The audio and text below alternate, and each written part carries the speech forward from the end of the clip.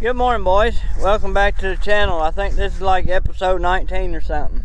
I'm out here taking traps this morning on the farm that, I caught a couple coyotes in my last video on this place. But I set up this wood line right here, kind of out from the wood line a couple weeks ago. And it's the first time I set up this corner. I've trapped this far in 2 years. But I got it set right over there, and I was driving past it. I was kind of hanging out the window of my truck trying to see if it's okay without getting out of the truck. And the whole time I was rolling back this way trying to towards my next set. And I didn't look till I was right up on this one, and voila, we got another coyote. This looks like a big male hind foot caught. I had a kind of a trench set here. It was a real blown out set.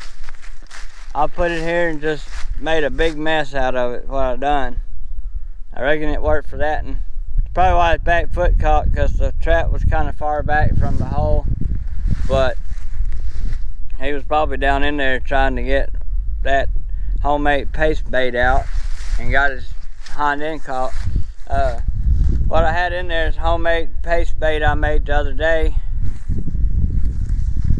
Let me get the lighting okay here. Anyway, that's what and I had some grub staker and ST8 for lure.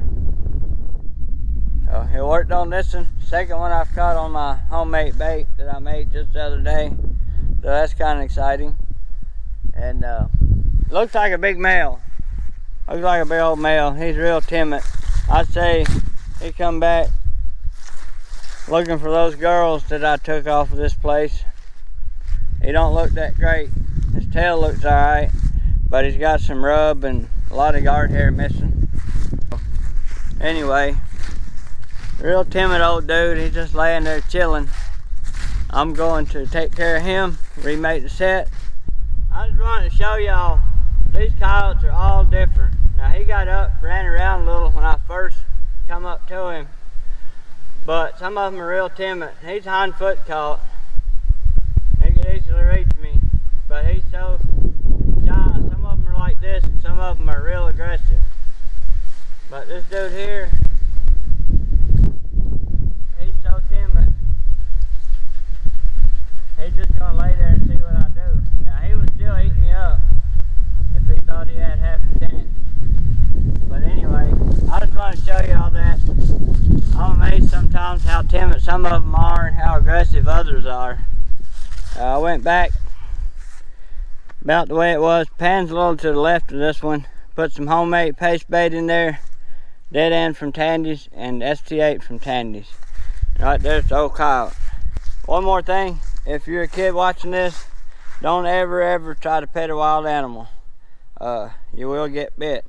I've been around wild animals my whole life, and I have been bitten by a red fox, been bitten twice by raccoons, and those rabies shots and stuff, they ain't no fun. So don't do what I just did and try to rub a wild animal. Just wanted to put that in there. Y'all stay tuned. Alright, boys, and back over here on the new property, checking traps. I'm up here at this gate crossing, which I've been closing that gate. It used to be open, but I closed so the cows can't get on this side. Got old Ricky in the set right there. Not exactly happy about that, but I'll get him out of there and move on.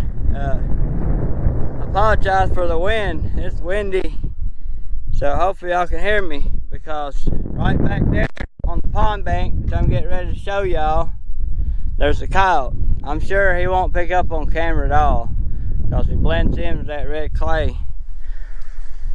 But he's back there because I seen him jumping around.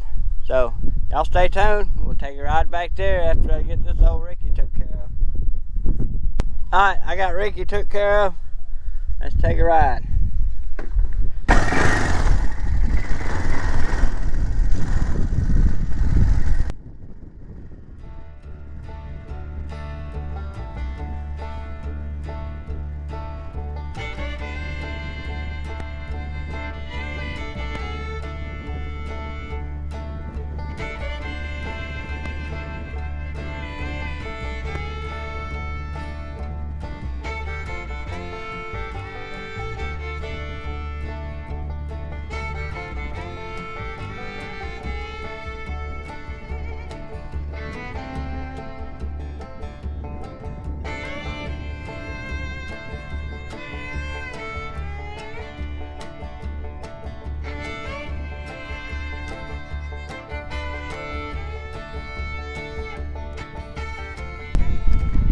Alright,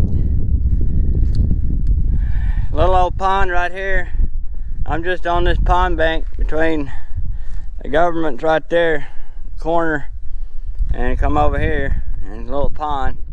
Got it set in that corner, and anyway, looks like a mangy. He got something going on. He's not healthy at all. So we got a deep pack catch on him. It's a female. We're gonna get her took care of. Those sick ones need to go because they'll just spread whatever they got. She's real thin and got a lot of hair missing, or fur. Alright, here's my remake from the coyote I just caught. I had some homemade paste bait in there, dead end, and ST8 from Tandy. I started to put a set in till it rained. But I want to talk about her just a second.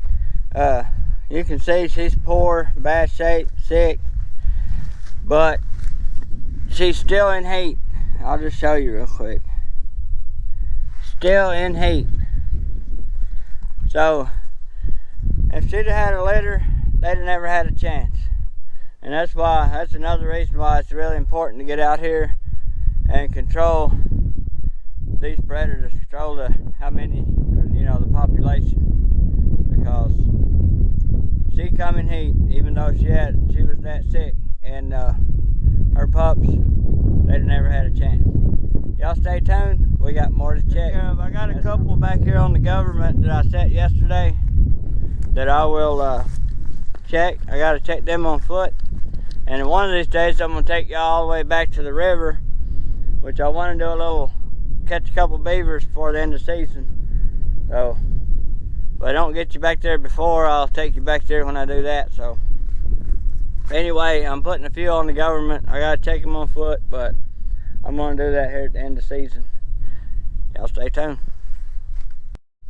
Alright, so those two coyotes and raccoons probably it for today. I have another set to check where I caught the bobcat yesterday in the last video. But I'm out here on the government, and you can see these bottom fields. There's just acres and acres of these river bottoms, CPR fields, and this year they cleaned up around them. There's huge bottoms, and here's a intersection, like a four-way intersection right here. And I put in a couple sets here yesterday. I only had 2 traps with me. I brought another one. This intersection needs about 5 sets. I brought another one today.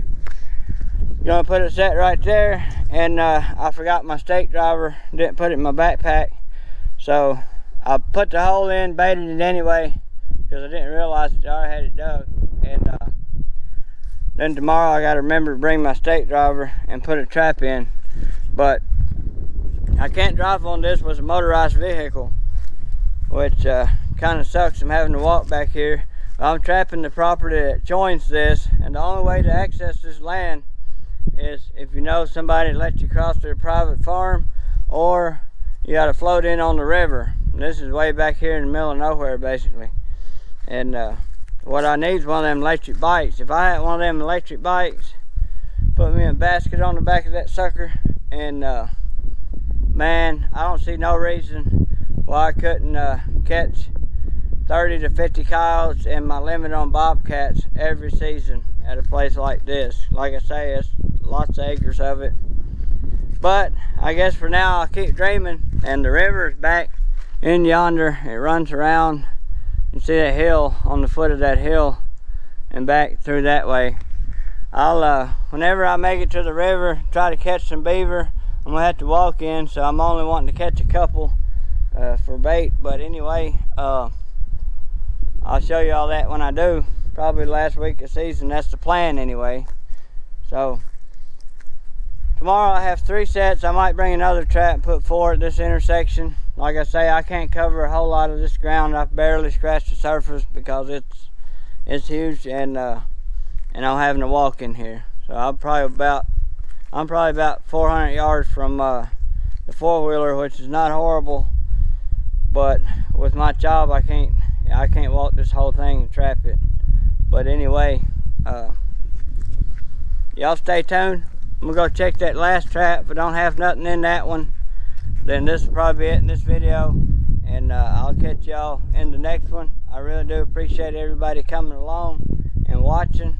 Appreciate all my subscribers, all my viewers. And if I don't have something in the next trap, I'll see y'all in the next one.